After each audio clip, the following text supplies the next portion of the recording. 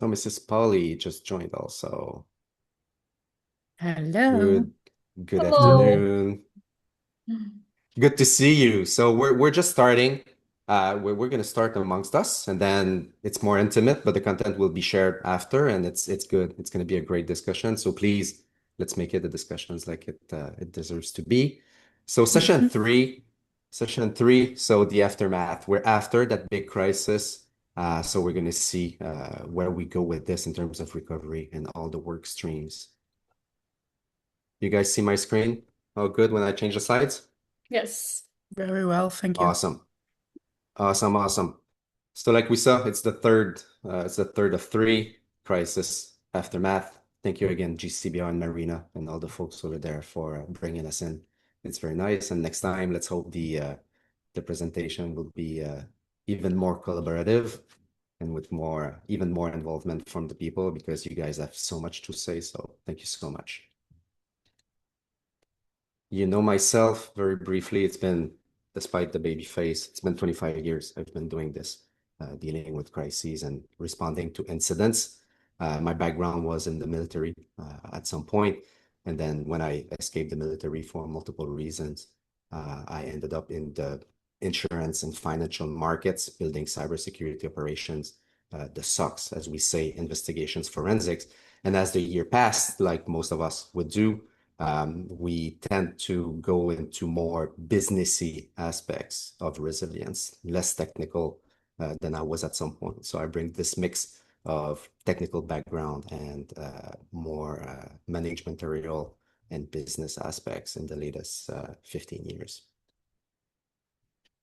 Today, to make it very short, we're going to go into a very short return on the context of the simulation, and then we're going to address the topics that are at heart of all of this, which is recovering and hopefully recovering with grace and getting your feedbacks and inputs on all of this. Hopefully, ideally, it will be a big discussion because in a context like this, there's so much to say. A bit of legal topics or legal considerations to keep in mind, some of the aspects I saw very interesting across my career, and then discussing what happens because we're in hindsight when everything happens and the dust have settled. All the questions that come often forget the context, and it's hard to answer in most of the time. Very briefly, my opinions are my own, if we're going to touch some of the buzzwords like insurance and finance and losses. And I'm not an insurance professional or a lawyer, of course, nor am I a medical doctor. So if you have any other question to ask, perhaps it is not my sphere. So despite all my experience, my opinions do not constitute a legal or insurance advice in any way. So for context, no surprise to all of you, we had the theory originally in session one. Session two, we played. We got as far as we could, and that play was tough. Of course, it started small with slow burn, but it gets tough very quickly because we made it tough. Not all situations, not all breaches, not all incidents, not all crises need to include all the mess that we injected into the simulation. But what if? And we've seen in our experience that in some instances it gets there. So we have to deal with that. So of course we didn't make it easy. So you went from the pressure, playing live and debating on all those good topics. Now we're after that crisis, but it's not solved. We stopped at the moment where everything was still kind of hanging in the air. And we're going to try and deal with all those work streams and topics as we go. We believe that the survival of Greenbit, the persona of the victim in that incident, their survival, yes, maybe, most possibly, but it's not even the topic. It's about what do we do after the fact like this when everything happened. Good evening, Kim. Good evening, Christoph. Also, didn't salute you originally. Thank you for joining, guys. Hi We're just hi there. starting. Several of us there were two links, and several of us were on the other link. And so I think there's a couple more people coming over here as well. Uh-oh. Okay. I will now join the Google to check if anyone and correct this. Thank you for Yeah, pointing there were three out. of us over there, Okay, and so thank you, Kim. I Just we'll suggested that go. maybe we try this instead. Yeah, I think maybe thanks they'll. for that, Kim. I was one of the people on the Google Meet Oh, call. great. Thanks. Oh, wow. Hello, good morning, good afternoon, good evening, Kathleen. Thank you for joining. Hello. Sorry for Yes, these link mess up. Technologies, we're good at this, right? that's okay. Thanks. So we're just starting. We were setting the stage. We're going from pressure to hindsight because now we're being after the fact, even if a lot of those aspects are still in the air, and we're starting to be judged and looked at from an external perspective, which is a tough spot to be on after a crisis. So a couple of stats. I don't want to insist on stats too much. Those stats have been double checked 20 times to make sure that they were extracted correctly for that render. Um, as a start of a discussion, what we see, and okay, I extracted all of them from the latest Verizon DBIR, which is a very narrow perspective, but I think Verizon does it with a good intent and a good scientific mindset. Um, we look at resilience, and what I read across the latest Verizon DBIR is threats are still coming, threats are still working, ransomware is still very prevalent. There's no surprise. It works. Those threat actors make money.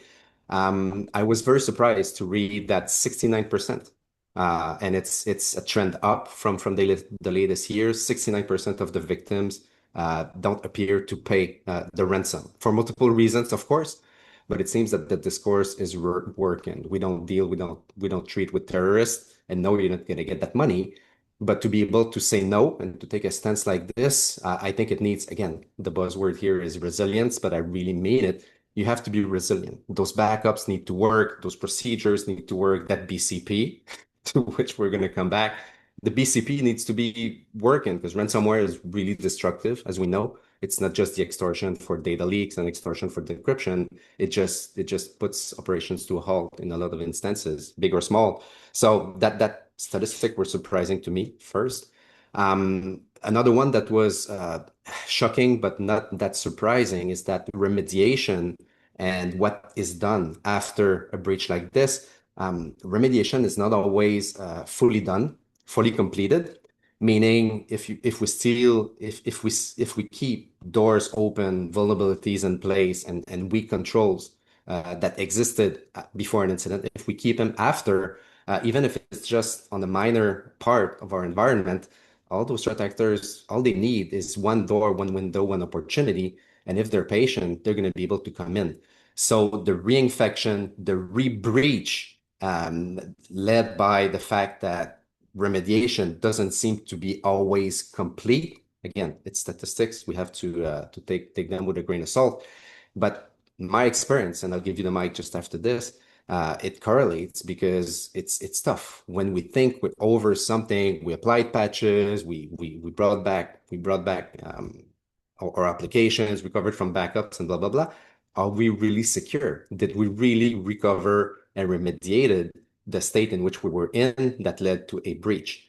I don't know if it aligns with what you guys see in the market, but again, surprised in some aspects, and unfortunately not surprised because it is tough to fully remediate weak spots that led to an incident. I don't know if you guys want to jump in on this.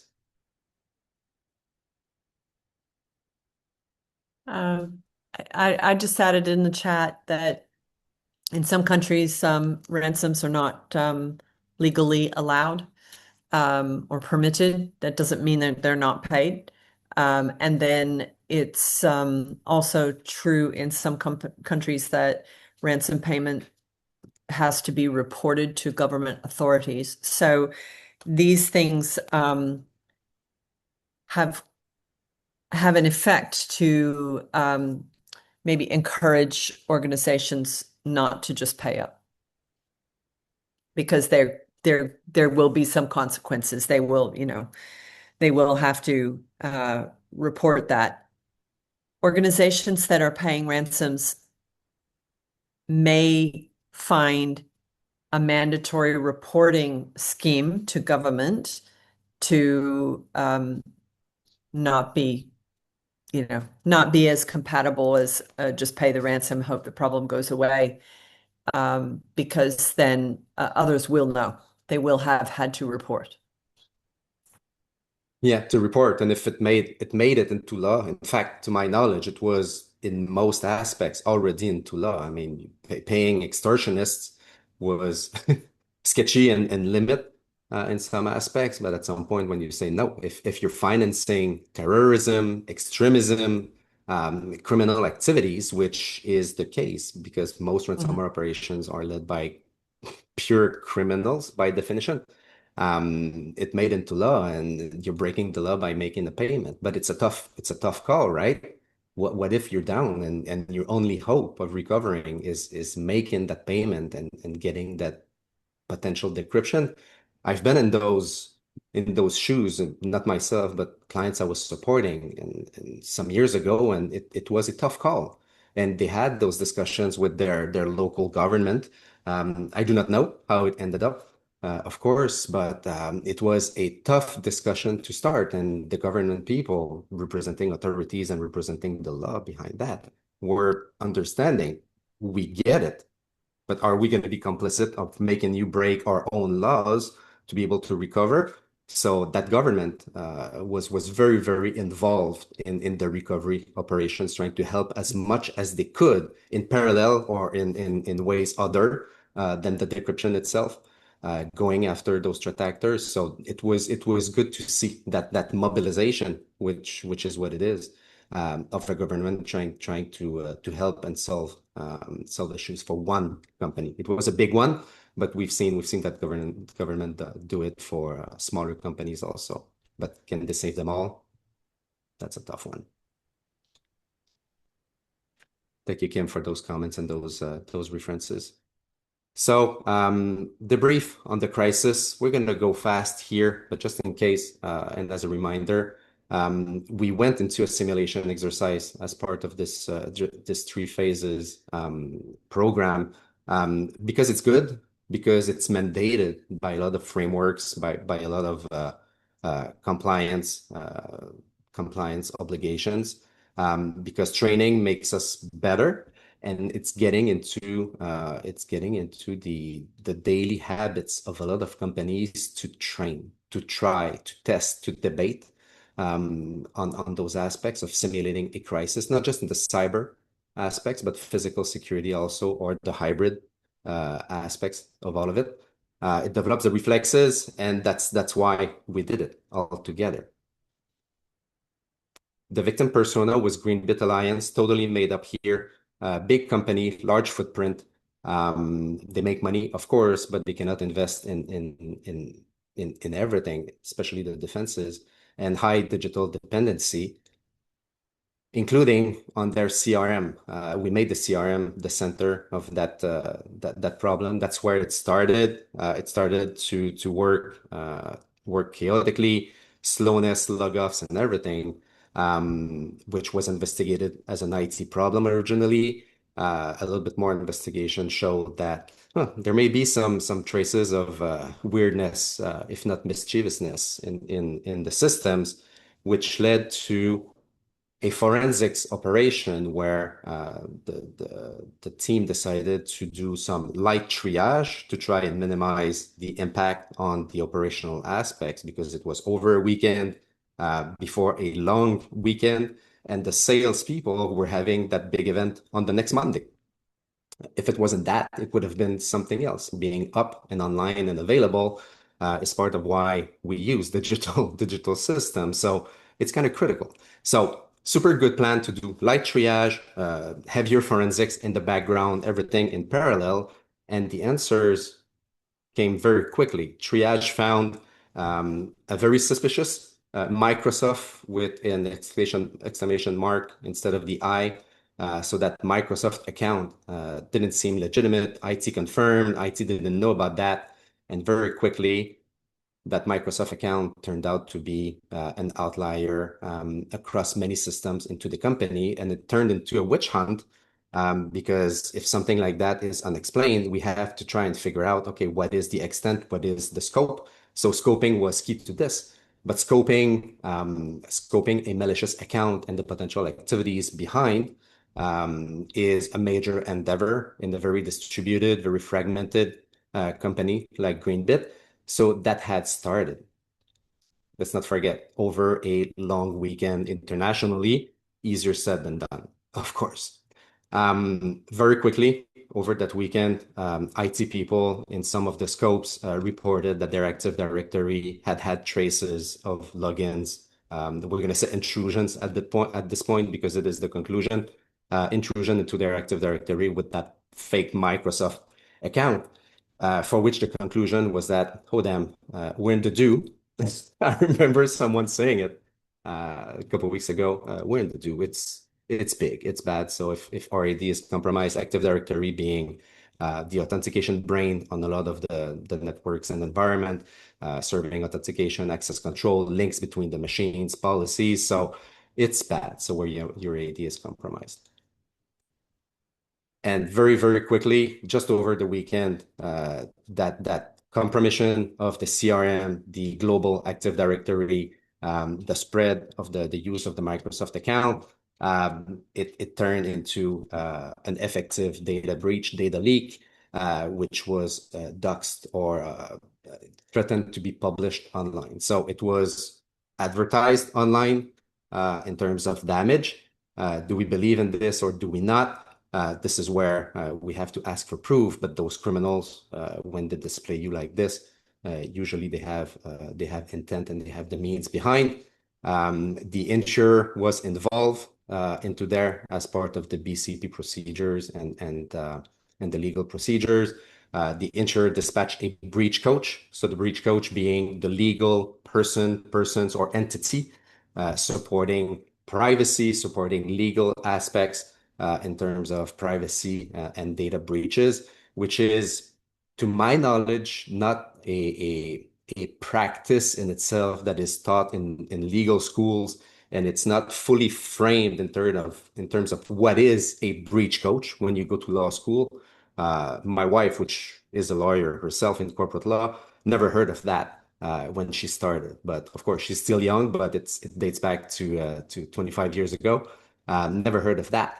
And over the last 15 years, that role of the breach coach, it's very formalized. It's very, we expect what's going to be done by a breach coach and the firm that supports you in terms of privacy. But my take on this is that I hope that breach coaching and the breach coaches and that role will be even more formalized in the future, the same as the DPO, data privacy officer, data privacy office. Which most often includes and involves lawyers in corporate environments. I wish that it will be formalized and that the lawyers will be even more trained and enticed into going into the cyber privacy digital aspects, because we need help. We need help. The discourse and the topic around a data leak, of course, there's an extortionist at the other end. It turned into a simulated question of pay or not pay. As Kim mentioned, sometimes and most often nowadays, 69% of organizations choose to not pay or cannot pay if they ever wanted. But in terms of business, that debate matters. If you get to that point where you consider perhaps paying, or what would be the advantages or the upsides of paying, it's a tough debate. And could you trust after making the payment, et cetera, et cetera? So we got onto that debate, which is the classical one, but that added up into a context that was already very, very, very loaded. Journalists and media were starting to run after our people, calling our CEOs, and we wanted to manage the discourse, manage the damage involving PR. So it turns into a mess, pretty much the biggest mess that you can find in terms of cyber in your organizations. So the word here was nightmare, not trusting in our data. We've been intruded. We don't know all the if, the what's, the when. The trust and confidentiality. Data is out. Is all the data out? Is it going to be published? Who accesses it? It's all the unknown unknowns that really hurt at that point. The fear of being spied on, because I've been intruded. So until that intrusion is fully solved, will I trust my network? Do I know if someone is still in there? So am I being spied on is a very, very, very, very bad feeling. And the way forward being with all of those work streams in parallel, where do we go with that now? So very briefly, that was what we went through in 30 seconds or so. Now the question will be, as you guys all waited for, recovery, the aftermath, and trying to do that with grace. Again, trying to put that into one infographic, it's those work streams I was mentioning, because all of that at the same time, whether you put that into 5, 6, 7, or 10 buckets, there's multiple problems at the same time. Some of them are fully cyber/digital. A lot of them are businessy, essentially, and some of them overlap in terms of digital or core to our operations. It needs to be up, but it needs to be secure. It needs to have integrity. So those work streams are all up in the air in parallel. And in terms of management, whether you're closer to the floor with the cyber people or pure business, dealing with all of that at the same time, you guys that have been in those situations, not fun at all. The magic word that I heard during the play that we did some weeks ago, was BCP. One of the comments was that I would have gotten into the BCP way sooner. Music to my ears. That was awesome as a comment. Activating the BCP, the business continuity plan, the business continuity procedures, the business continuity aspects of our operations is not a light thing to do, right? Sometimes it's about referring to the BCP for prioritization, critical assets, critical functions, what's more important than some other things. What do I have to maintain? What are my commitments in terms of uptime, in terms of notifications, if I have a breach or something? So this is more logistics, but getting into discussing BCP because your environment has been, let's admit it, in this case, fully breached, fully intruded. I'll try to not use the word breach too much because it means something for lawyers out there, but getting intruded in that aspect, not trusting your environment, taking it down proactively, if you can do that. If you do, if you don't, well, there's going to be consequences.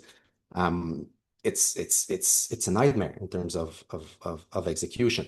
So business continuity on the business aspects, leveraging also the DRP, the disaster recovery plan, because if I take down my operations or if they've been taken down, the digital operations, and I need to spin something else somewhere else to be able to stay up, am I able to do that? Are we prepared to do that? Do I have something just waiting on the side, ready to be activated, or do I need to rebuild clean on the side? It's all those questions where the most mature organizations have a disaster recovery plan, which is detailed, which is tested, and the more, I'll say, paranoid in a very positive way. The most paranoid companies I've seen talking about DRP were, it was close to finance and banking and insurance. They were doing it in a way so by the book that every year, and sometimes multiple times a year, they were simulating cutting off from their main operations environment. It used to be on-premise, it turned to the cloud at some point, but the concept was the same. If I lose my main capabilities, how am I able to recover and spin up something else on the side? And they were doing it by measuring their metrics, measuring their time to recovery. And it wasn't a matter of sometimes hours, sometimes days, just to tell you the level of preparation they had, which is not something I've seen a lot in my career, that level of preparation. I've seen banks doing it, of course. I've seen the military doing it, of course, but unevenly. Because not all military units had the same level of preparation. But it's easy to say, spin up your BCP, spin up your DRP, and off we go. We should be operational. Easy to say, easy to ask when you know what to ask. But then the answers may not please us as managers because it's easier to ask than to do. So preparation is key always. The goal is not to go into the full DRP, case in here, but it goes hand in hand. And the IRP, we were already in it. The incident response plan. How do I manage a cyber incident? It's the It's the interlockness of all those processes. The BCP, going quick on this because you guys know what it is, but the BCP, when it exists and if it exists and when it exists, should support making decisions about priorities, importance of stuff. If we cannot save everything, what do we save first? And not even the order of restoring all those aspects, but just the basic questions about what is it we do here? For some companies I work with and I supported, I had to go back to their corporate website and look in at the list of values to be able to argue to the CISO and to the rest of the management. This is what your website says you do. So I think in terms of priority, I hear something from that group of management. But I think if we refer to what you said and express was your main priority, well, it should be this. That was not comfortable. A pure BCP with pure priorities and understood SLAs and needs and priorities, it should make our job easier. Not easy, but a little bit easier. And the DRP, same thing. It's going to address those technical aspects where, according to a BCP and priorities and core functions, critical functions and services of the company, well, there should have an immediate dependency checklist in terms of digital, which should set expectations for recovery and priorities. If we don't have that, we have to figure it out on the fly when something happens, which is never fun. In terms of BCP, because there was a good debate during the tabletop exercise about we should have in real life, I should have or we should have spun up the BCP and activated the BCP sooner. Yes, most probably, but again, it came with some caveats and some kind of debate. When is the right time? When is it too late? When is it too soon? Kim, I think that was close to your heart. Well, it was because it's really fundamental. So I have popped in there a comment that any organizations that require security accreditations, such as ISO 27001, need to have these resilience documents and artifacts, and they must be tested. It's the single easiest way to fail your certification and fail to get an accreditation is to not have done these tests.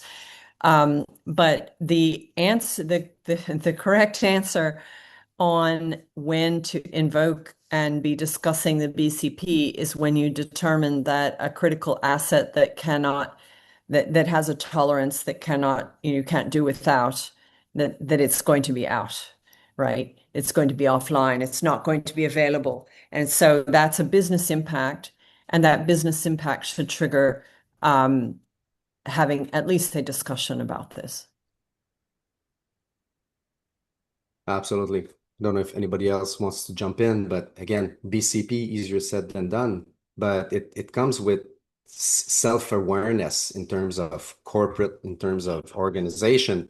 If I do not know myself, we hear that a lot of the time, right? Know yourself in terms of company, know your customer, those KYC programs, know your employees, et cetera, et cetera. Easier said than done. Do I really know myself? And if we push more than scratching the surface, what is it do I have to know to understand that an asset by itself is critical? Like critical functions in terms of delivery, operations, customer facing is one thing. What are the dependencies and what all the ramification that turns an asset, whether it's physical or digital, into a critical one? So that introspection exercise that I remember having done it with many companies, whether it's for improvement, rehearsal, or just building those BCPs and DRPs.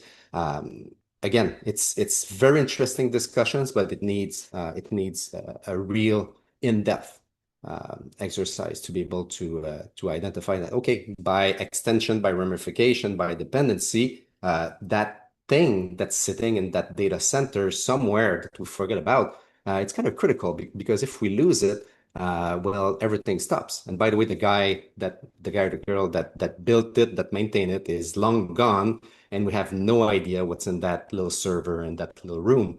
It's funny and not. I had an instance of that where I was working for a banking organization, and they had such a server. It was in a room, super protected, guarded with AC and everything. Nobody knew what was in there, but it was critical on the paper. That was sad and funny at the same time. Legal think, topics. Please, JS, please, please, Kim. I'll add that it's a sign of low security maturity for an organization not to have these things.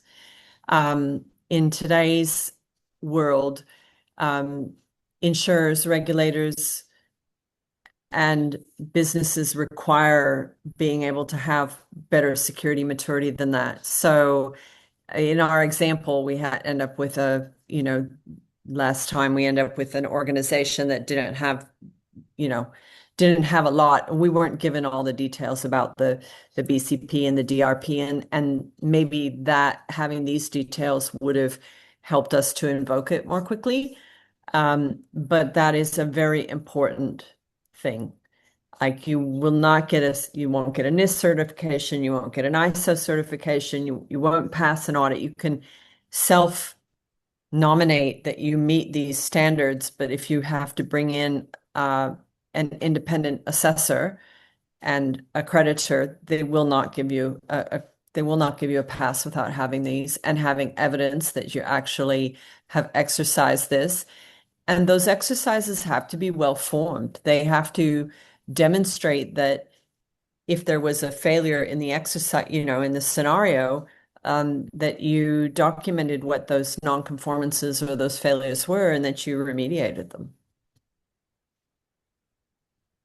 I so wish that practice was even more serious than it is today. I think we've come a long way since 20 years ago, outside of banks, right? Banks and military were always outliers in that aspect.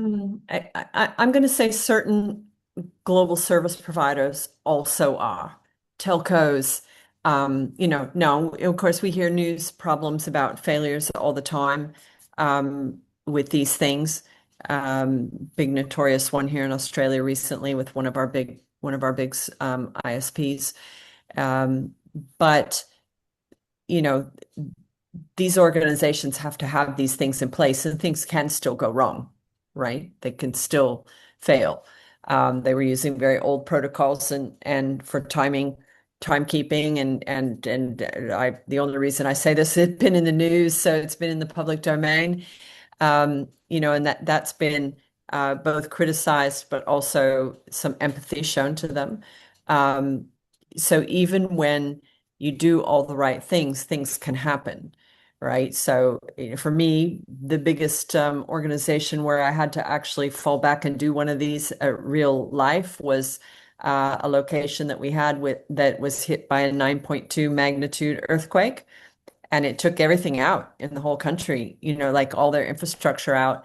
And we had to fail over our service to a neighboring country. And we're able to do that. And we actually presented that for an accreditation in lieu of our BCP test, because we were scheduled to do the test and the earthquake happened before the test schedule did, which was a piece of, kind of, it looked like bad luck, but my business continuity executive lead said, "Hey, let's document the real failover as our test," and we submitted that, and that was accepted to the auditor because it showed that our policy was there, our procedure was there, we used it, and it worked. It was great. Fantastic. Was it more stressful, a real event than a simulation? Because in a real event, Very everything is stressful. down for real. Yeah. It's very stressful because people there were frightened. They lost their homes. A lot of them lost their homes. Our business office was pretty, like, all the windows were broken. And so when the auditor did come, we postponed the audit a few weeks. When they did come out, because they actually come out and do an audit on site, and we had guards guarding the building instead of all the physical security controls because the physical security controls weren't effective. And so we had a 24-hour guard service instead. It required some navigation to work through that audit, but the people that were running the business were very, very grateful. Number one, that we had these procedures in place, so we were able to fail over to another country, which meant that we did not lose any customer service SLAs. We were able to maintain all of them, but their lives were completely disrupted. Well, no doubt, the human aspects are unbelievable. Yeah. And compared to an exercise, this is very interesting to me, compared to an exercise where you can simulate, but there's limits to what you can simulate. When it's real, Yeah. it's real. You cannot, in an exercise, you would say, what if I unplug this cable that seems to be very important, whether it's know. electrical or network? When know. it's real, it's already unplugged. So there's a Yeah, level of that's right. acceptation that may, again, it's a question. Does it facilitate decisions despite the stress, of course? Does it Yeah, facilitate or totally. support this? Totally, because I went in and I actually even said, "Oh, we now don't have properties secured in the building the way that we used to, right? So we don't have the desks." And they said, "Well, our insurer will only pay for replacement value, and right now replacement value doesn't actually replace these things because the prices were silly." And this is what happens when there's emergencies and there's shortages of things. Things are not necessarily the price that you think they're going to be. But we actually had done everything right. It still has a really big impact, and so we had a massive example of compensating controls that we put in place, and they were seen to be effective, and that was viewed to be acceptable. They were already in place as part of the Yep. BCP, or you figured them out on the fly? The compensating controls were put in place when the failure occurred. So, for example, windows were broken, we had to have a compensating control for that. The access controls for the building didn't work. We hired guards, and they ran a service that was an effective control. So every single thing that didn't work that was part of our control and our risk management system, we had to have a compensating control for each of those things. Wow. And feeding that back into the BCP after Yeah. that was probably a very good exercise. And some people might say it never happens. When I does was going this to say happen that it really does happen. And I had a global expert that would fly out and help me prepare for these. And he actually helped me. He flew out twice. He flew out before when we were preparing for it, and then he flew out after the earthquake as well to help me to help my team put together the documentation for the BCP. So we were very serious about this. So, which is the only reason why I can say confidently, this is what the standard is for a mature operation that is testing these things. And I think there'll be more pressure on businesses to do more of this. Wow, congratulations. That's great to hear, despite the stress. Moving on, some legal topics. Once again, I am not a lawyer, but some of the terms and concepts were getting exposed. And usually they surface around incidents and crises. When we hear about, okay, involve legal counsel, bring in legal counsel, or legal counsel wants to be involved in some organizations. Legal counsel takes the lead. And the notion of privilege, which is often miscited, misused, or misunderstood, that notion of privilege, where it protects, in my understanding, the relationship and the adversary between the lawyer and their client. I've seen forensicators or investigators, which are not lawyers at all, start to label and tag their cases, their IT tickets and their emails privileged and confidential. And most of the time, unfortunately, this goes under the radar, in my perspective point of view. But I've seen a couple instances where when a breach coach who's a lawyer got involved into the case, giving trouble to those people, saying, "Hey, you're not entitled to label anything privileged and confidential. Confidential, yes, that's a labeling, and there's a definition that needs to come with it. But privilege in itself is reserved to those lawyers, and it applies to if something gets privileged. Again, my understanding to the relationship with their clients. It cannot apply blanket to everything. So you cannot say in order to cover everything we're going to say and do and protect that from discovery and disclosure to a court of law or other people, I'm going to label everything privilege. I don't know if there's any lawyer on this call here, but this is not the way to do. This is not the way it works, and it turns to worse because the fake, the fake and the false sense of protection and sense of being invulnerable into your communications may entice some people to overshare, over communicate, over speculate, and do more damage in the long run because, hey, by the way, that wasn't true and that privilege thing was complete BS. So again, very summary here, but in terms of investigations and forensics and responding to incidents, I saw that more than once. And most of the time it was more tricky, more touchy, more subtle than the way it was applied. And again, there's lawyers and breach coaches and DPOs that save the day in those aspects and making it correct. But just so you know, if you want to get more informed or documented about this, let's always refer to our legal people.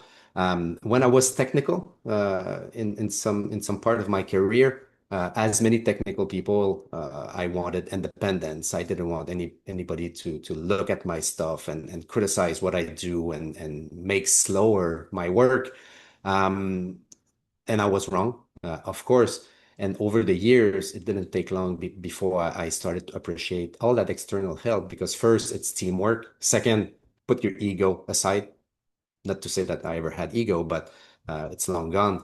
And bring in those people. And again, I digress. So just a side party to this, the insurer has that reputation. Also nowadays, you either love it or hate it because if I have to say something to my insurer, the insurer is gonna get in here and they're gonna start having an opinion of what we're doing and trying to take charge and blah blah blah. Which is again, your experiences, your mileage may vary, but it's not true at all. So those professional people really help when you're in the do, like your AD has been completely breached and your company is in a full state of intrusion. So consent and privilege is one of those concepts. The legal hold, it's something very interesting also. Putting something into legal hold globally means in terms of IT, nothing gets deleted anymore because we need to preserve everything so that when the claim gets processed, when the court case proceeds, or when somebody tied to a legal case needs to review what was done, it needs to be available. And anything and everything that would be deleted after a legal hold, and sometimes it's outside the legal hold, but that would be considered spoliation, or that could be considered bad faith, trying to rewrite history, and so on and so forth. So you get the point. So legal hold, when legal in your organization, the legal counsel at some point declares we need to execute and implement legal hold, what does it mean? Well, some systems have checkboxes into them to say, okay, activate legal hold on an email inbox, on a communication chat channel. We put that into Breach Commander also to make sure that when someone says activate legal hold, we check a check mark, and then it's there. It's there to stay because somebody from legal expect that information will be key and critical. So it puts an obligation for discipline into what we do from that point. And if all the software and tools had that legal old box where everything is preserved and nothing gets deleted anymore, that would be nice. But a lot of systems don't support that, so it needs a lot of babysitting in part of the manager from the management to make sure that our people respect that, especially when everything goes fast and it's very international, et cetera, et cetera. So it's easier said than done. Put the case and put the digital scope, because sometimes it could be scope, right? It's not always the whole company, but it's a challenge in itself. I don't know if you guys went through this in your. I was gonna just this is an interesting area, and I think it's an area where there again a more mature business has basically got a good data classification schema, and they have policies around that, and they've actually identified all their information assets, and they've also classified all of those assets and legally bound or legal things that need to be meeting certain types of legal requirements or regulatory requirements, or even governmental classification. Those need to be identified. And it is today, it's a current stress point with organizations that are, pushing forward to do more with AI, third parties, using cloud services and such. And it's actually very difficult in an existing business where good data classification has not existed before to bolt it on, right? It's messy, right? But honestly, with the legal teams, they should be involved and have some and be one of the stakeholders of a data classification scheme, because there may be things that they feel are sensitive. And the other element that I would add is that there are businesses that have customer or business to business relationships that are underpinned by contracts which require them to classify data as sensitive. And having worked in an organization where the organization had research contracts from pharmaceuticals or medical organizations or others, where there were very complex legal documents that we had to meet as a condition of doing that business with that organization.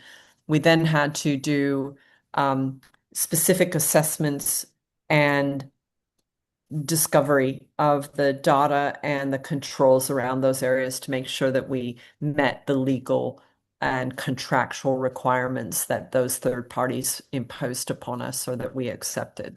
So it's not a simple thing. This is a really important and complicated thing to do. It is, and that's a very good point you're having there. I mean, legal hold mandated because a claim or a court case is coming as part of a crisis or a breach or something is one thing, as we're applying legal hold because of that. But forced preservation, which is close to legal hold because of contractual aspects, it goes into the same kind of needs, right? Everything needs to be preserved for 3, 5, 7 years. I think most financial markets and documents mandate 7 years if it hadn't changed. It's a long time to go back into emails, SharePoints, OneDrives, chats, and cloud. Yep. Now again, it's easier said than done, but mandated again when you go through data classification and the procedures and technical processes that go with that, it makes it easier for legal holding. Please. I'll add one more in there, which is law enforcement requests or FOI requests, so Freedom of Information Act requests, Yes. which they may have different names in different countries, is very, very interesting because those requests will come through and they'll often be handled by a legal counsel or a special counsel or general counsel for a business.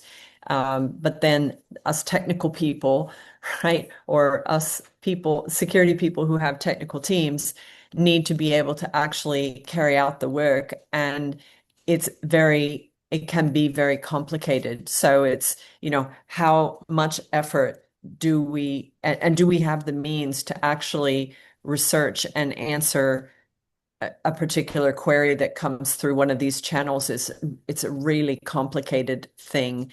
And I will just say, having worked with a particular business on that quite a lot, is we got a lot of those requests. Amazing how many we got. Unfortunately. We worked closely with our legal counsel and general counsel to come up with a practical approach.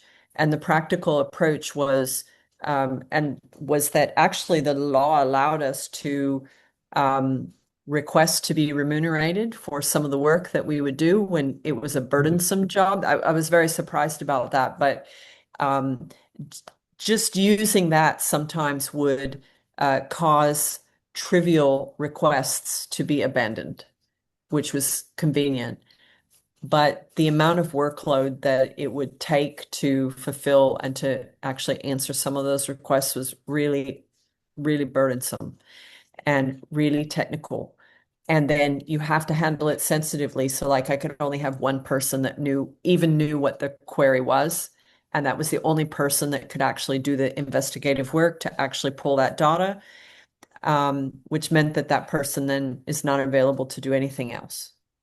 It's No, and amazing. that Like person that person yeah, needs to read everything, right? Because it goes yeah, back to pen yeah. and paper. If I don't have Microsoft Purview, or which is an Yep, outlier in the market to do that yep. e-discovery work, back in the days, we had to read through everything, every email, every document to Mhm. find if a specific word was there. There was tools supporting Yep. that, but And so like, even in those, like if it was a highly sensitive request, we had a particular procedure for the executives to hand that request down and then for me to assign someone to do it. And then that person carried out the work and it went directly to the general counsel. And I didn't actually touch it once that it was assigned to a particular person to do because it was considered to be highly sensitive um, information. So that's the yeah, other thing people need to understand is that in some of these requests, sometimes everybody doesn't get to know. And we have to be okay with that. We have to have a procedure that's considered to be adequate and effective that will meet those rules. definitely. Yeah, thank you for this. Convoluted is the word here for a reason, most probably. It's understandable, but it's a tough cookie again. Discovery is the next pendant to all of this. So what does it mean, discovery globally? It's about if we get into a court case or a compliance check or an audit of that mandatory preservation of data, but in the context of an incident, let's say it's a court case or a claim, an insurance claim, discovery is the process by which everything that was said and done, everything in the large sense concerning the incident, will be investigated and investigatable if a party needs to review it, whether they're lawyers or other parties. So that discovery process, again, needs to be done with rules of the game, but it means that the conclusion for the doers, the stakeholders involved in an incident, if you're not using, and we have a slide to go through just after this. Yeah, just here. Everything we say and do is on the record, as it should be, right? You're managing an incident, so files you're sharing, admissions that you're doing, speculation about the incident, the troubleshooting, the discussions, and everything. Basically, and I'm not saying let's hide more, but it's about if you don't want it to be seen, known, and reported in a court case or in the media at some point, don't say it or don't write it, because those side conversation, especially with shadow IT, if a mature company uses an ecosystem for office communications and emails and documents, so Microsoft is one of them, Google does it right also. Well, if it goes through those channels, it's fairly easy if a court case pops up to go back into the Microsoft environment and say, okay, give me all the chats that related to that incident, or extract with discovery tools all the conversations or emails or document that had this buzzword ticket number or project name on there. It's doable. But outside of that, everything that we're doing through signals, iMessage, SMS, Snapchat, Slack, or other platforms that people use to collaborate sometimes as shadow communication means, not as alternate in terms of downtime or non-availability, but just because they do it. So we have to remember that, again, cases, it can vary case by case, but that opens the company for a lot of liability because everything that's done there with less or expected less or presumed less oversight at the moment where it's done. At some point, if somebody asks, they may, and most of the time they will be discovered because you have to.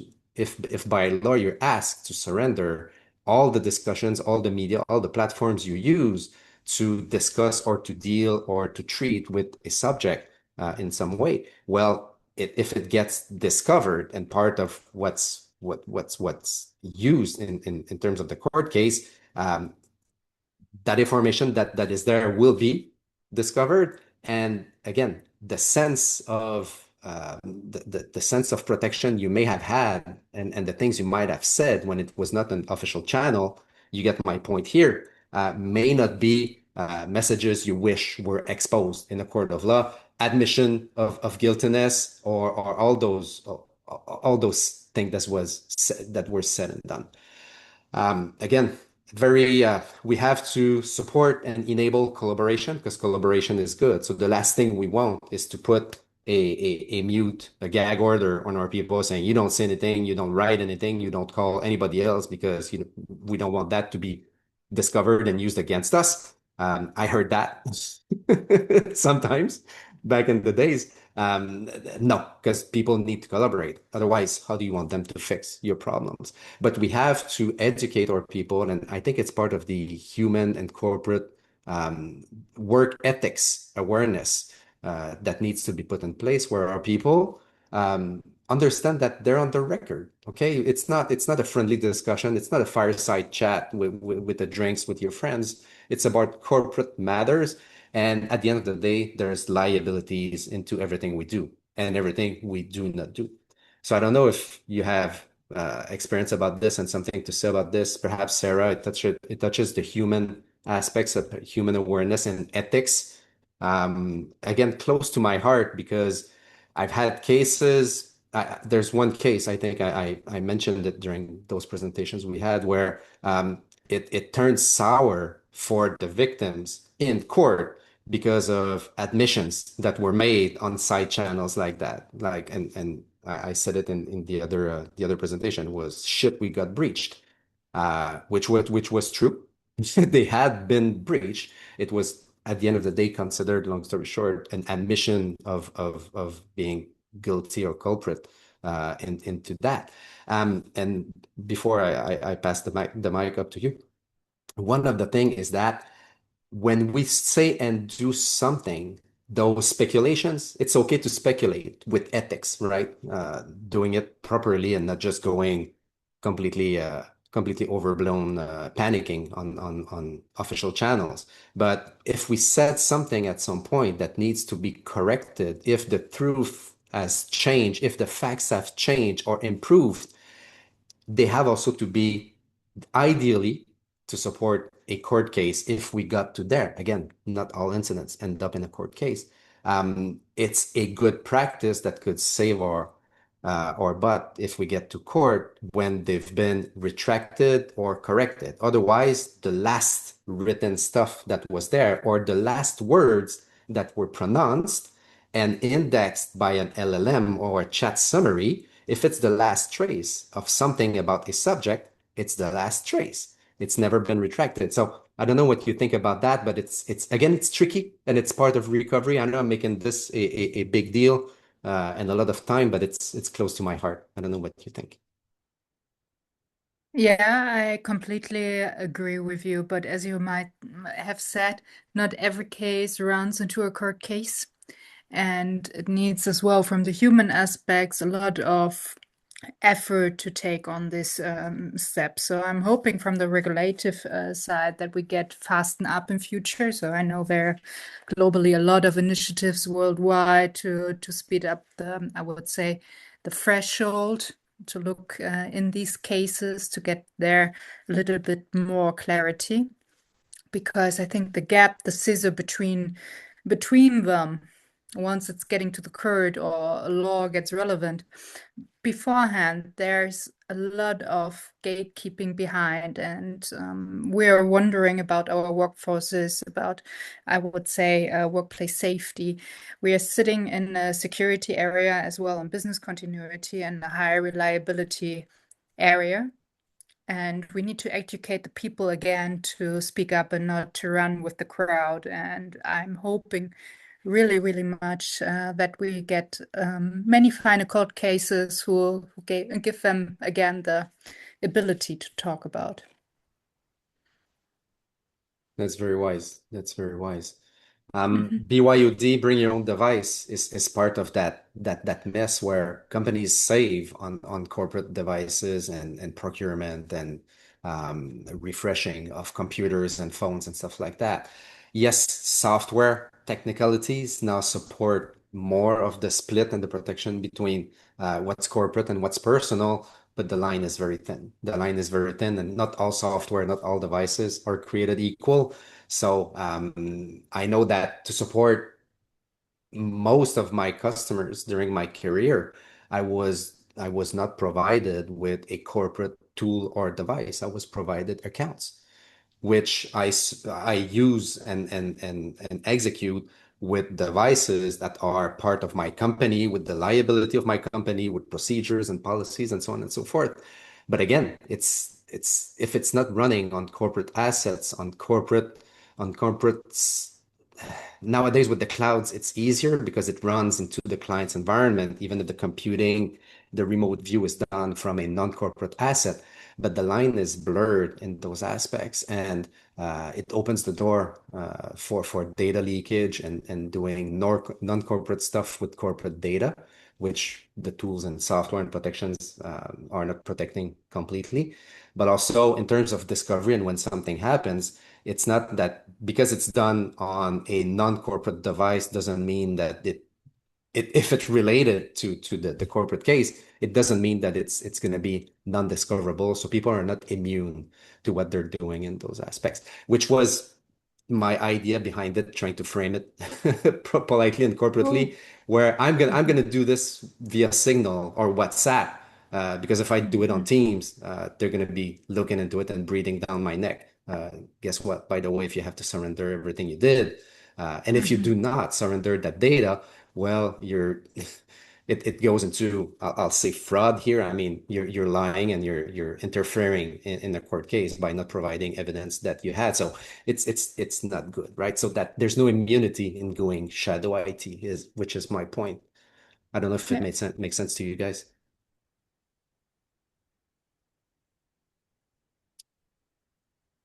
In hindsight, as we saw, right, there's multiple work streams that were still going on at Greenbit because everything was up in the air. The data leak was not solved. The pay or not pay was not solved. Whatever decision they make, the breach was not solved. The BCP DRP to make sure that we operate as everything else is done. Everything is still in the air in multiple streams across multiple desks and multiple verticals in the company.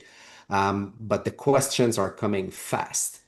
And that's my experience where whether it's days or weeks and months, it's pretty much guaranteed. If somebody has to or wants to come breathe down your neck, and for good reasons, most probably, whether it's your insurer, whether it's a court case, whether it's your collaborators or employees, questions on the management of the incident, the activities of the incident, they come fast.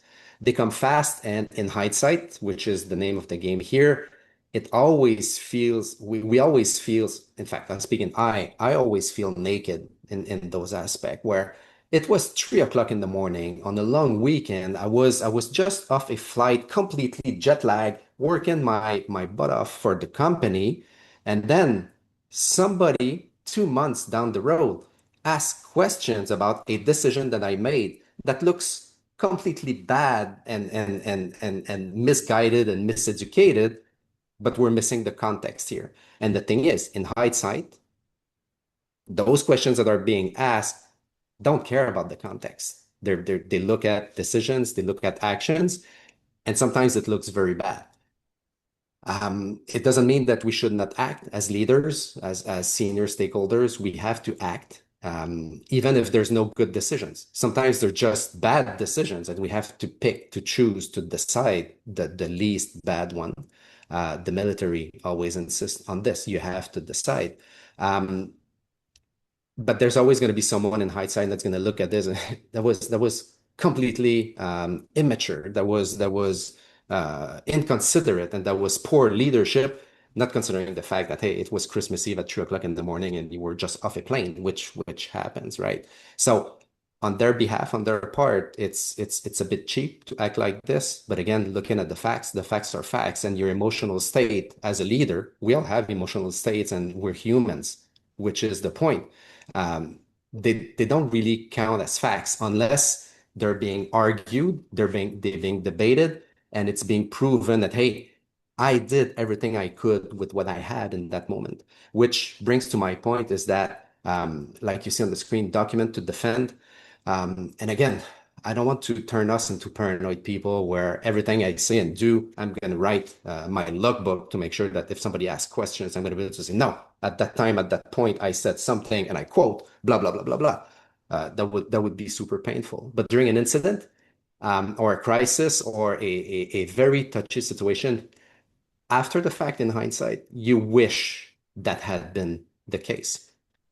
So that's my perspective here. I don't know if you guys have examples of this in your own lives. How do we deal and how do we strike the balance of all of this? But it's a fact. As leaders, we get judged in hindsight. Part of those questions that were being asked, again, we saw those questions framed differently in the theory at the beginning. What we should do, it should prepare for the first 72 hours, the first week. They turn to questions very, very quickly after the facts, including the ones you see there. And we're going to go through a little bit more details after this. But that includes the definition of an incident. When did you know? And we're going to jump into here. Let's bear in mind that I extracted those stats myself, so I wish I didn't do any mistakes in there. But the point I tried to represent it to that slide is that the definition of an incident and the definition of when that incident, crisis, or breach, or data leak, or negative event that is either reportable or needs to be discussed by ethics. The definitions are key into this. Generally, those frameworks, compliance, regulations, they all point into the as soon as possible when either you know or it became material or some other criteria happen. And it's not always super easy to navigate in my perspective. And interrupt me if you guys want. It's my recommendation is as early as possible, but it goes back to leadership and having that prepared on paper, right? If you have a BCP, a DRP, and an IRP, and that IRP says the definition of an incident, like Kim, you mentioned originally, right? We would trigger a BCP when a critical asset has been impacted. What does it mean being impacted? Well, the CIA, confidentiality, integrity, availability, that's right. / privacy. So that would be my definition on the fly if we had to do something. But if the definition doesn't exist at the corporate level, do we have an incident? Well, depends, Chief. What's an incident? Well, if you have an impact, what's an impact? So we can play stupid a long time like this, but we're not going to escape that the regulators or auditors, when they come back to us and say, you clearly had a breach at that time, but you let it slack and you define that, yeah, we weren't sure, and 3 weeks down the road, yeah, we may have a data leak. Yeah, no doubt you have a data leak. There's a threat actor that's saying online that your data has been leaked. So again, as good leaders, this is not what we would do. Clocking the time based on a definition and being honest with this and not trying to hide the facts is usually key. I'll stop at that and let you feedback. JS, I would just say that in any organization, any industry where there's critical infrastructure or there's mandatory reporting of cyber incidents, and lots of places have this now, right? There are specific words in those regulations or those or legislation or whatever it is that identifies what the criteria is. So you've put some things on the screen, which is good. And then it's up to the organization to determine whether they're whether and how they're going to meet those requirements. So if the requirement is that you have to report it within, as soon as you can upon recognition, but no later than 24 hours after you've recognized an event, then this is a discussion with the business over what that means, right? What does this mean?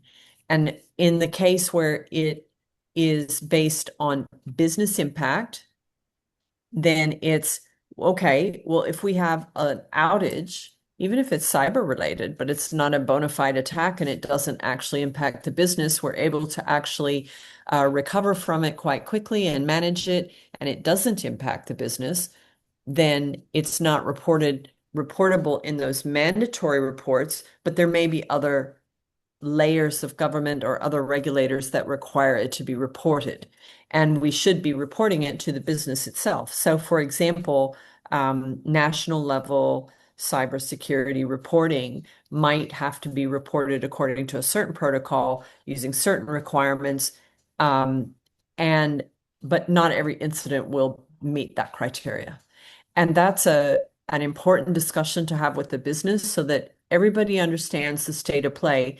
Not only that, those requirements to national level cyber authorities in some cases require meeting certain timelines and using certain channels, like maybe a web form or calling a governmental official that accepts those reports.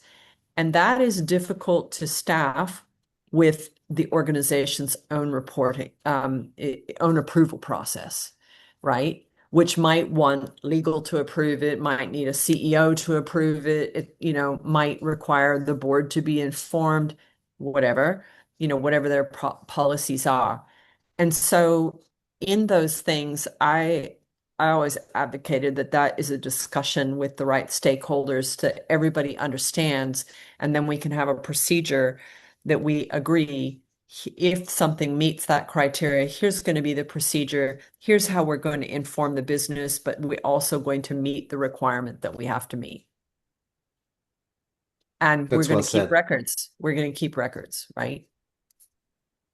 That's very well said. That's very well said. And again, that's where I wish, as either a CISO advisor or a senior stakeholder, I had a DPO or somebody in that general role to take that under their wings, especially in organizations that are international by nature with so many scopes that just pile up in all of those jurisdictions, which again, data sovereignty and privacy laws as a citizen, as a customer, as a person, I totally wish for this.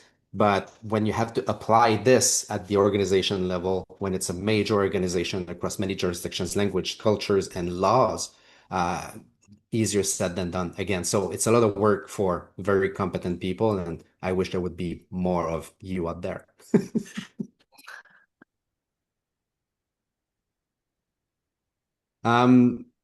This is the part where you mentioned it, and I'll try to keep it light here to not turn this into a marketing stuff. This is always the part where I struggle the most because I'm not a salesperson. But again, independently of the tool you're using, keeping logs, maintaining the timeline of activities of who said what when, especially when it matters the most, it has to be done. Whether you do it on paper or with technologies. I know most organizations use Excel, PowerPoint, and email to track, to present, and to report and communicate, and chats also. And it's okay, and it's even automatable, if that's a term, to automate all this. But this is what I try to solve myself with a software I built, and I'm not going to try and pitch for it too much. I just want to show you a very, very minimal example of what I was able to do with Breach Commander relating to that case that we're having, just to show you that. I'm sorry if it's very, very white. We're going from dark mode to white mode. Okay, I created a case that's called GCBR tabletop session number 2, and all I did in Breach Commander, this is the major version where all the features are enabled. Okay, your accounts that you have already that you saw as the core edition originally, they've been upgraded to Pro. So there's way more information that we try to keep as tight as possible, but the interface is a bit daunting here. I created a case. I assign people. We always use basic role, a commander and 2 leads, business and technical, as a delegation model. And then all I did was answer all the questions that the screen presented to me, and it gave me a timeline. Okay, I did this. Nice. The case could span over weeks, right, or months. I did that in a couple hours. Clicking here, it could be multiple hundreds of items, right, depending on how we explode the tree. So it creates a timeline. Okay, I answered all of this. So that timeline always exists as, it's not a chain of custody, but that's a track of records of what happened. Based on all those items, one by one, that you have on your screen, those items are always documented. You can always go back to them. Okay, was there a business impact? Yes, no, maybe, with comments, blah, blah, blah, blah, blah. All I filled in there was, I answered the question as Greenbit has felt it, as a CISO, as an incident commander, and I inputted in the chats basically a cut and paste of the events and the injects that we had in the PowerPoint. Meaning, I chatted with myself with 3 personalities, 3 accounts, and blah, blah, blah, to try to make it interactive. And forensics triage, latest development, the CRM is offline. So cut and paste, cut and paste, cut and paste, cut and paste, simulating what people could have said in there. And even as minimal as those details are, they create a track, they create buzzwords that supplement all the questions that have been asked and answered during the interview, which live in the case, and I'll stop at that. This is the part that I like the most, because this is the part where reporting, that when I say the history writes itself, this is what I mean. Always live in the case. At every step, you have a summary that refreshes based on, yes, the things that were said, but the things that were said supplement what was clicked, which is authority. And a mix of that with a bit of AI and LLM gives you a current status with minimal words of what is happening at that time. And when the case progresses, whether it's at the end or whatnot, when you need the full summary, you're able to choose the perspective of that summary, whether you want a business, a technical, or a general summary. And that major summary is going to be a little longer, but it's going to take all the details, all the timings, all the inputs. And if it's relevant and it still applies because contradictions are dealt with, et cetera, that summary at the end gives you pretty much everything that needs to be said about the case without reading all the chats, without reading all the sheets, without reading all the emails. And it's in one single place based on chats, on comments, on files, and then on the interview. So that you can just cut and paste, click, and then you deal it with your software. You can just re-edit it, make sure that nothing too stupid has been said in there. But basically, we've been putting a lot of effort so that output is what saves the day for most of us, because as an external stakeholder, if I'm not part of dealing with the case itself, I just need to be informed. It means my CISO, my incident commander, or my other stakeholders don't need to send another email at 3 o'clock in the morning because something changed or another event just happened.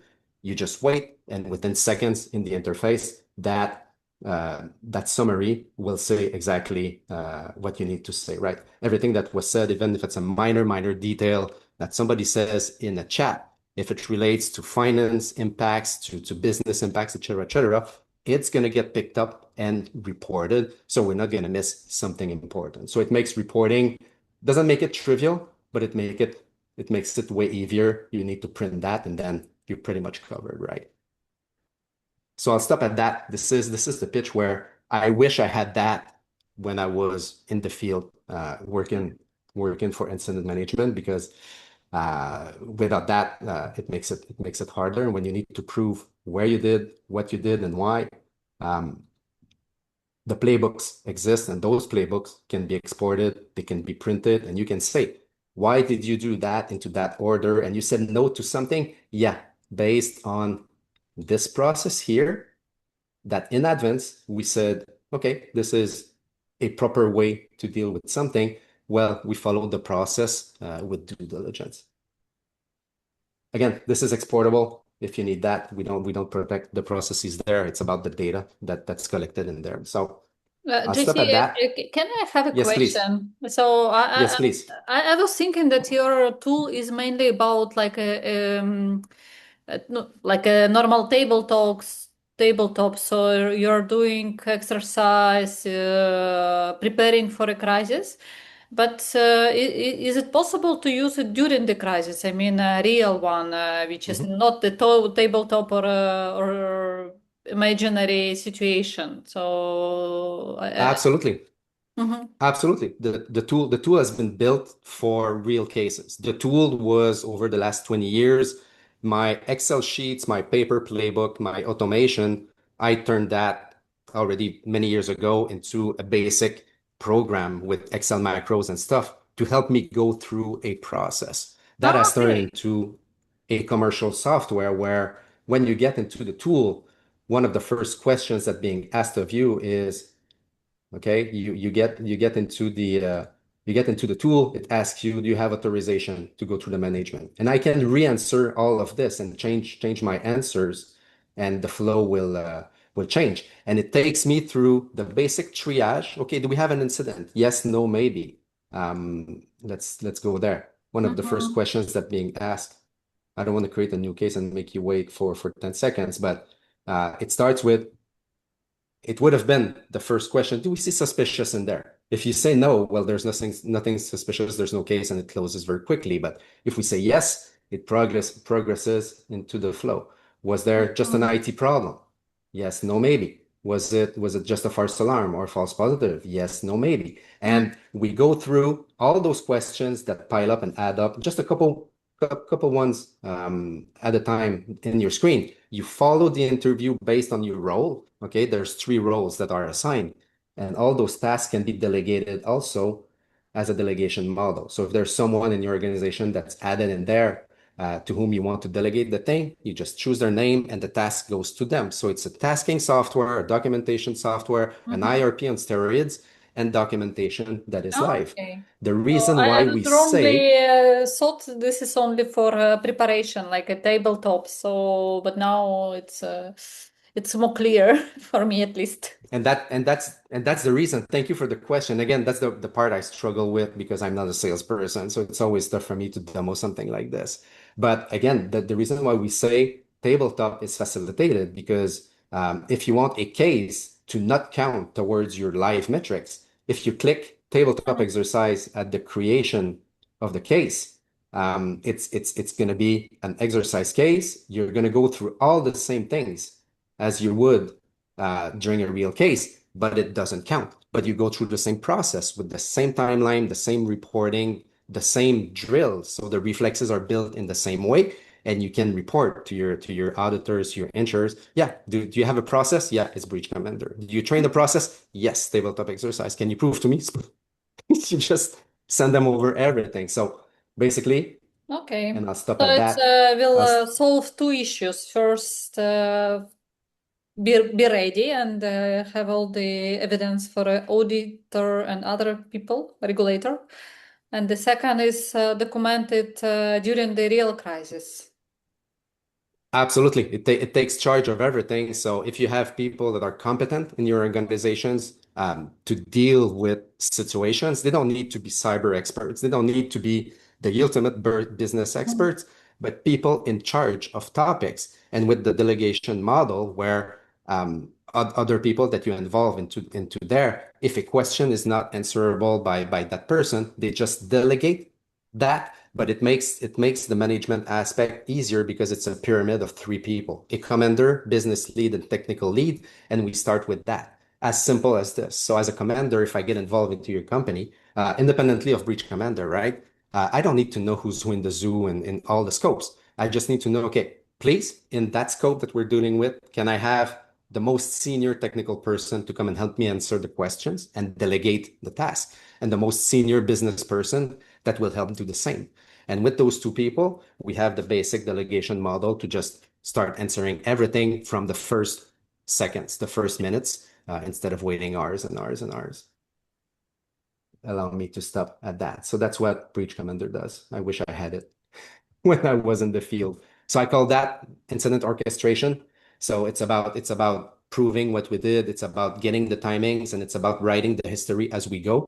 So you don't have to go back into Excel spreadsheets and PowerPoints and emails and summarizing chats. That is now possible. So there's pretty much nothing to do by hand. Everything is under a single pane of glass. Moving on. We have to do this by hand or with a tool, but the tooling really comes in handy. Says who? Says the person who always says people, processes, then tools.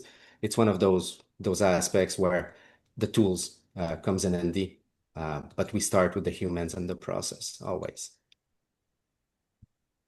Another aspect of that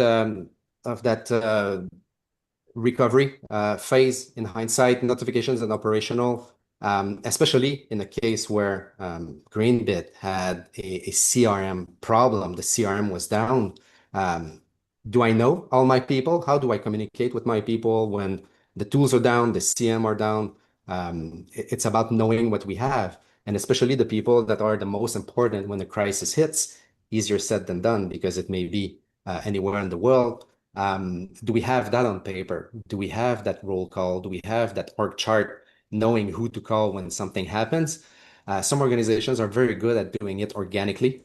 But in some other organizations, if you lose the software that tells you, okay, in Mexico, it's that lady that's in charge of IT, how would I know if I don't have my tools? So it's about preparation and having that drill and that minimal recall list to be able to reach out to our people.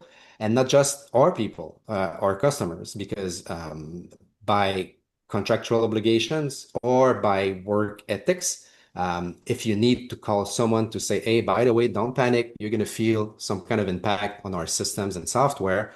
And that is on top of publishing it on the website. The website is impersonal. If you've got customers and partners you want to call, well, you need to have their numbers handy and ready. And without a CRM, that's hard. So having the right channel, as we said, backup channels, not shadow IT, but being prepared, because it happens more than what we would like to admit, whether because they're down in terms of availability or because we don't trust them.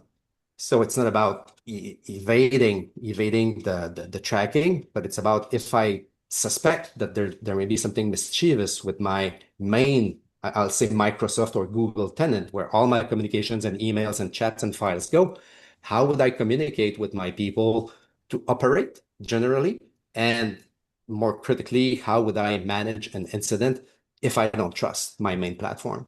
Again, it's easier said than done as a question, but it's worth it answering it, because it may lead into beautiful sub questions, and perhaps preparing those environments and Signal or iMessage is not the way to go. I mean, for one-on-one between the CEO and the CISO and the CIO could go for a couple messages, but if we need to scale a little bit and make it manageable, we have to go into something more, and that more, it could be a phone bridge. We used to do that back in the days, like joining a phone bridge before the conference calls, and or a chat system that is external, but is also supported to not be shadow IT, to have all the protection of a commercial product, and also being discoverable and being official and corporate.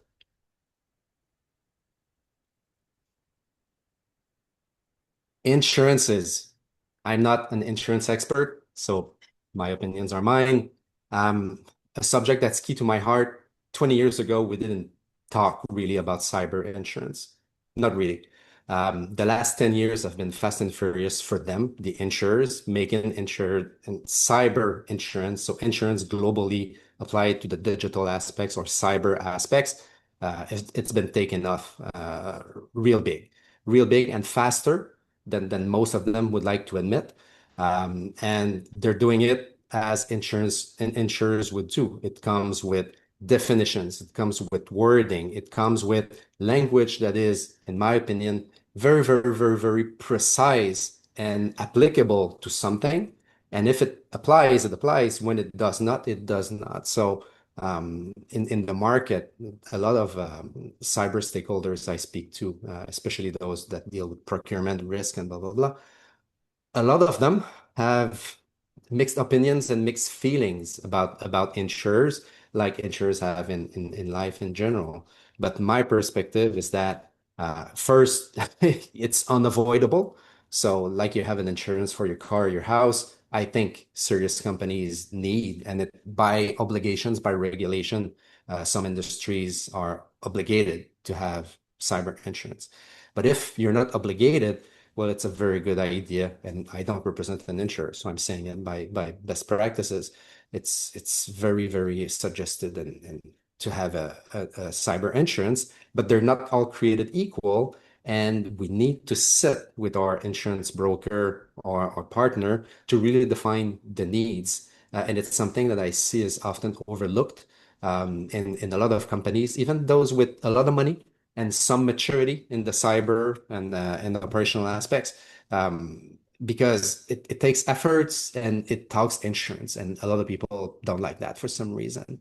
But when you sit with your insurance broker, it goes beyond the basic form that you could try and fill by yourself. I know for my own company, the 5 last times I had to renew my insurance, the form, the products behind that changed a lot in terms of coverage, in terms of the different products that cover something with a specific scope and terms and limits that apply to this. And the first ones 20 years ago were easier to answer. We used to joke saying that the insurance form is goes from the CFO to the CISO to the tech guy that deals with Active Directory, saying, "Hey, fill this because it's network and digital." And the questions were, "Do you have firewalls?" Yes, no. And you could get away by saying, "Yes, we have firewalls," by not saying that we have firewalls, but they are in the warehouse, they're not plugged in, but we have them. So joke aside, insurers don't take those answers for granted, especially in the latest few years. One of the reasons is that the domain is maturing, in my perspective, like any domain. And the insurers also lost a lot of money in the last 5 years. Lots of money because of, I would say, uneducated underwriting, and not on their part. A mix of questions were asked, answers were given, and it ended up either bad for the insurer or bad for the insured, where insurer had to do lots of big payouts, a lot of payouts, and some of them very big, that give or take, depending on who you ask, the stats fly around multiple billions, and that was just in the US market, the last one I saw. Multiple billions in payouts is a lot of money for anybody. So based on those factors, maturity plus how do we do to insure our people, but to make it viable as products, well, we get what we have now. We're filling a simple form by an IT practitioner in the end of the tech department. Ideally, there would be more a discussion with legal counsel, risk, and technical people to make sure that we answer properly to what the insurer is asking, but also making it a discussion because, again, with all those products that are available for insurance, how would I know if that coverage is sufficient, if that coverage is adequate? And again, as an IT person, how would they know obligations of coverage that may be part of contractual agreements or industry regulations? I'll stop at that and let you feedback.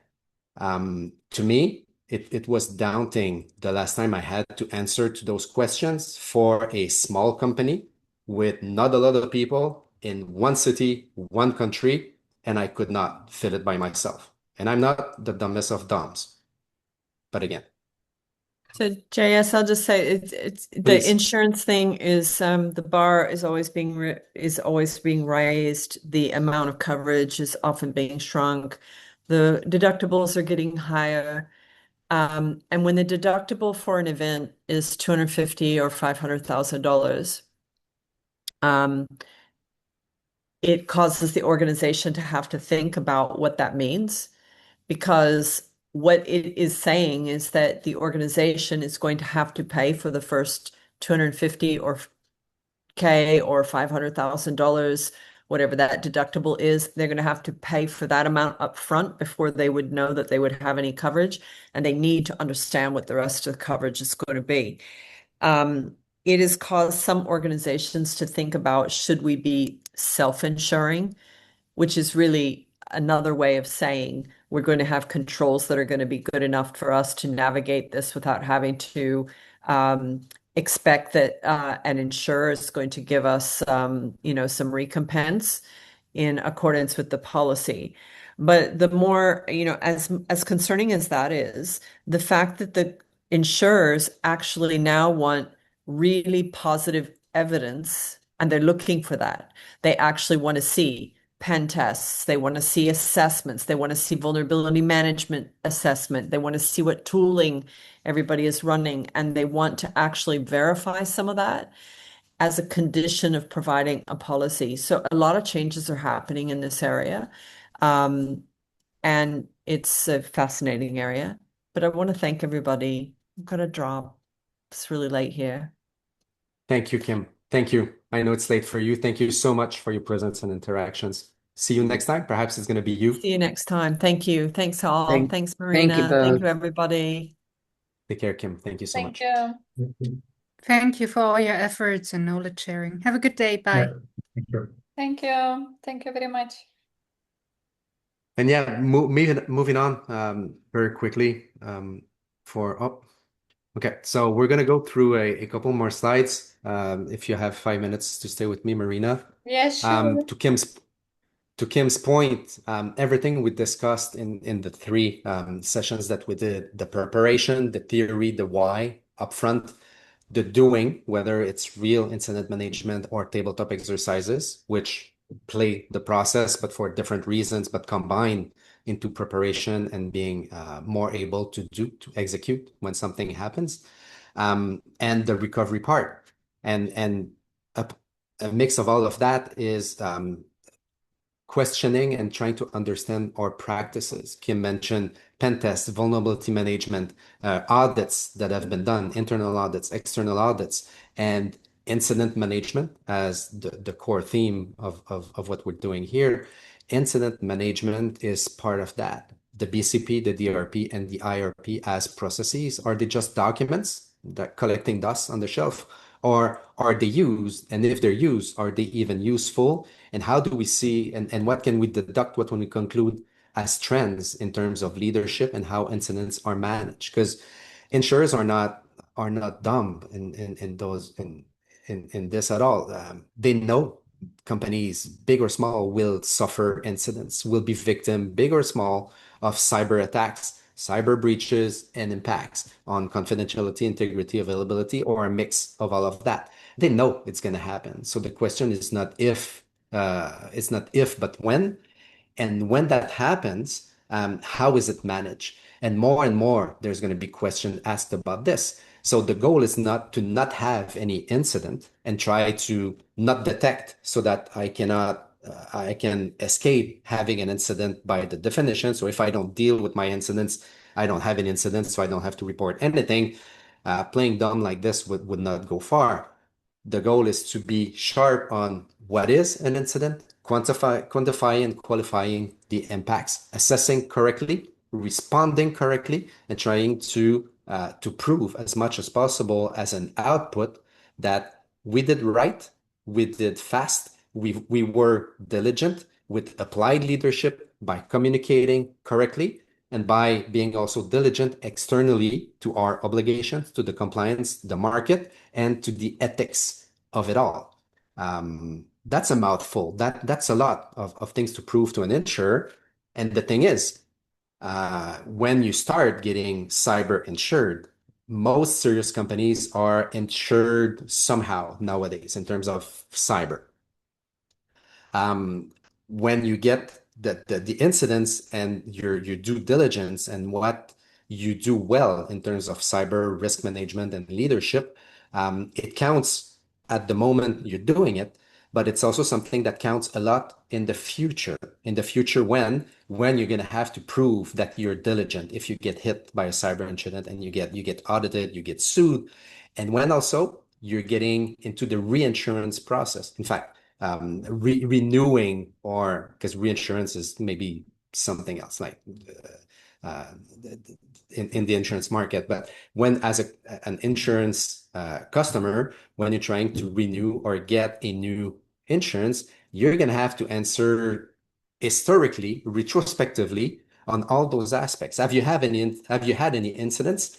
The answer is most probably yes, big or small, across the whole scope.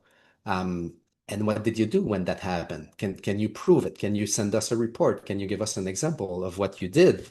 Same thing applies to pen tests. Do you do any pen tests annually? Yes, no, maybe. It's not checkbox compliance. They're going to say, can we see, please, a report of the pen test and of the results, the findings out of those pen tests? That's one step.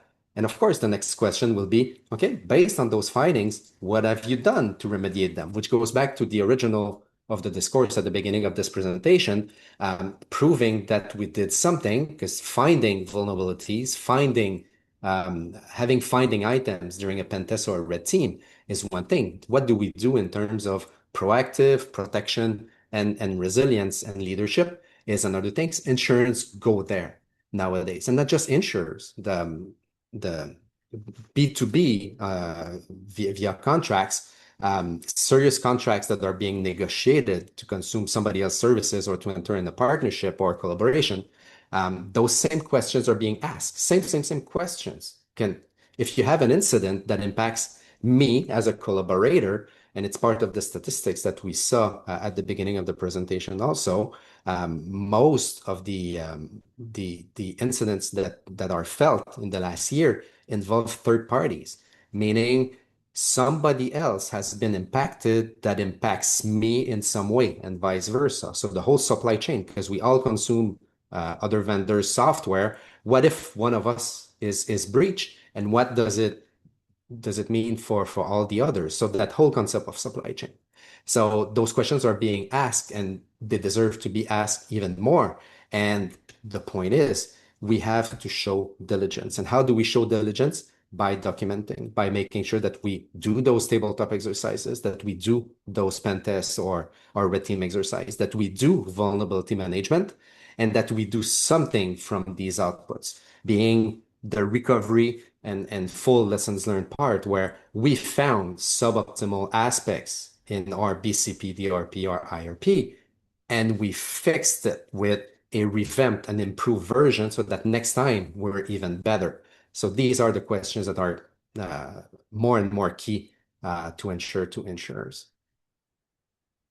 Very, very quickly here, moving on to display the latest slides that we have.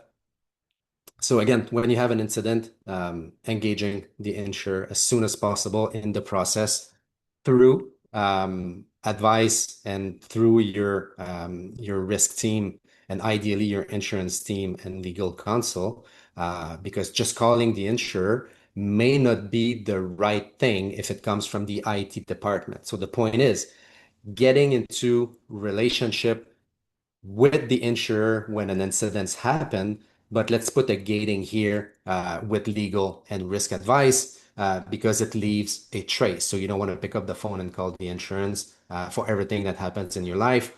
First, that would be suboptimal and not efficient. And second, that would leave a trace. So again, it takes diligence and it takes discipline into doing this. But when an incident happens, through legal and risk, engage the insurer as soon as possible via different means to make sure And ideally, we have to know what's in our policies to make sure that we respect what we said we would do in our policies so that coverage stays active.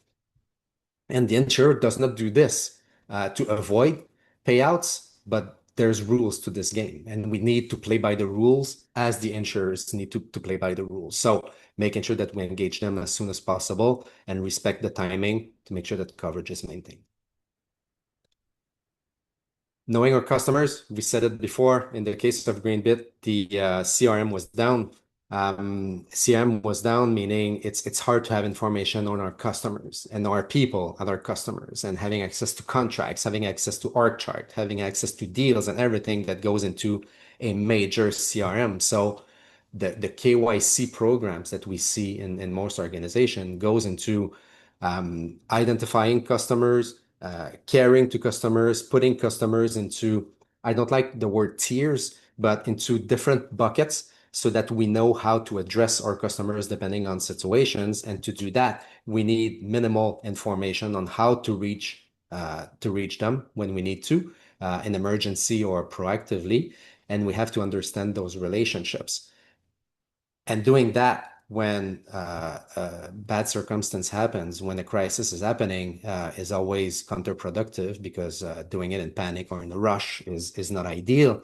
That is a practice, like for vulnerability management and pen test, doing it proactively. Again, it takes time and effort and care, but establishing those discussions with our customers is very favorable. In cyber, the most mature organizations do it as a cert to cert basis, meaning that the cyber team, from the CISO to the technical people, sit down once in a while in small or bigger groups with their partners and customers to discuss cyber in general. And it goes across sharing incidents, lessons learned, sharing some cyber threat intel, and reassuring other people and getting reassured that, okay, my partners and customers have the same kind of reality as I have. They're sharp, they're on the ball, they're monitoring, and if something happens, I can trust and count on them to do the right thing. This is doable at the cyber level, and ideally at the top, where knowing our customers for the general business approach to crisis and resilience. When something happens, this is where we would discuss a little bit more technical, but very briefly, when a crisis happens, every evidence is not equal, and there's some kind of evidence that is more volatile. Volatile meaning it's going to go away by itself, and even more if we handle it, if we manipulate it, if we touch or deal with it. Top of the mind here, network connectivity, network packets, everything that goes through the wire at the speed of light, the memory in your computer, the thinking memory. This is something that doesn't stay. It gets replaced, it gets rewritten. That's the thinking memory. So if we think that something bad may have happened with your technology, identifying and preserving the most volatile data first, and data that will be relevant should we need to investigate and prove something, that's the one we need to preserve first. Some examples are written on the screen, like the DNS caches, the logs. So the audit logs that are kept on the computer, it's first come, it's first in, first out as a conservation basis, meaning if the space is full to conserve those logs, I will have a moving window where I have only the logs of the latest time frame that fits what was in there. So the more time progresses, the more I lose the historical perspective. So it's forensicators and investigators know about this. So that's why the biggest rule of thumb is to make sure that we involve in our incidents and crises people that know about those aspects, that can advise, that can counsel on what to do, what to preserve first, and to do it fast, because by nature, if it's volatile, it's not going to stay for long.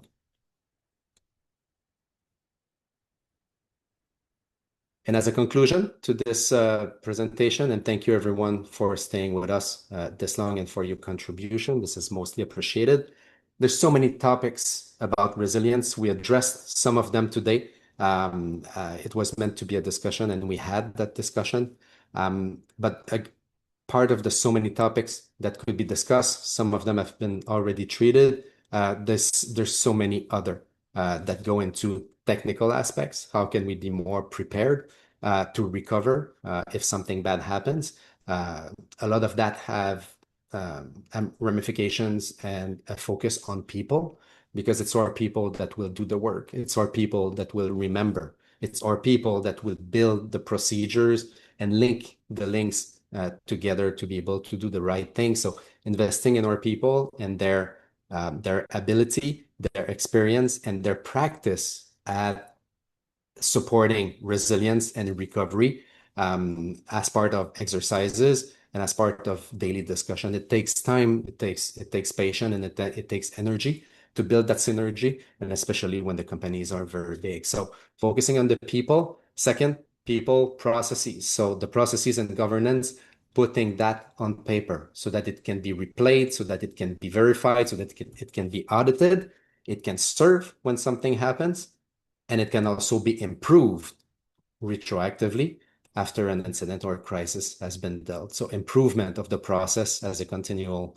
improvement strategy really pays the bills.